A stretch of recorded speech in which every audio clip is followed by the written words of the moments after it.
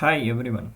Today we are starting with technical analysis. In this technical analysis series, the very first thing we have to know is how to read a candlesticks. In this video, we are going to cover what is candlestick and how to read a candlestick and so on. So first thing, why candlesticks are very important? Because for trading purpose, candlesticks are unavoidable for a trader. Only with these candlesticks, a trader can determine the price movement, whether it is going towards upside or whether it is going towards downside. For the first video, we are going to learn about how to read a candlestick. So let's get started. This is the very basic thing to read a candlestick. Everyone should be aware of this four things. They are OHLC. O stands for open price, H stands for high price, L stands for low price, and C stands for close price. Open price is the price at which the particular stock has opened on that particular day, and high price is the price at which the same particular stock has went to the upside. Low price is the price the same stock went towards low, is known as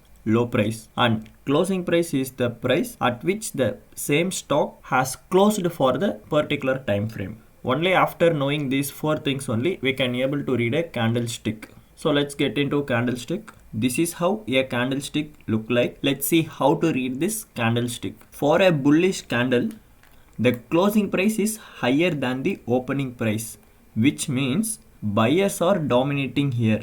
We usually call buyers as bull and sellers as bears. So let's make this more simpler one. For example, the open price of this stock is rupees 100 and the sellers are taking it to the lowest of rupees 90, and the buyers took in charge and takes the stock's price till 120, and finally the stock has closed at 110, which means buyers or the bulls are in full control, hence the market is expected to move high, and this point is known as wick. To be precise, this is known as upper wick and the lower side is known as lower wick, and this rectangular body is known as body of the candle. So moving on to the next candle, obviously one is bullish, then second one is bearish candle. For a bearish candle, the closing price is lower than the opening price.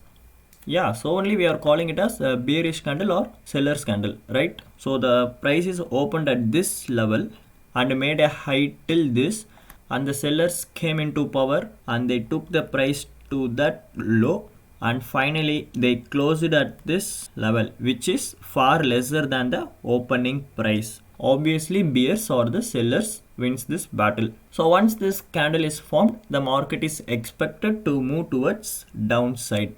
And moving on to the next thing, doji candle. This is also a doji, this is also a doji. We need not look for colors in this doji candle. Basically this doji candle will have the same open and close price with longer wicks, because there is a heavy competition between buyers and sellers. So the price opened at this point, buyers take this price to this point, and also the sellers are taking the price back to this point, and at last the price has closed where it has opened. So which means both buyers and sellers are fighting very hard. We cannot able to decide the direction of this market. So this is always known as indecisive candle. If a doji candle is formed, we have to wait for the next candle for confirmation. So basically we have learned what is doji candle, what is bearish candle, and what is bullish candle, and how to read the individual candlesticks. There are a lot of candlesticks formed in the market, no matter which type it is. We just have to interpret in this way. So here are some examples of different types of candles. So try to interpret this candle. So what happened here quickly? This is a complete bearish candle or the complete seller's candle. What happened? There is no wick here. What it means?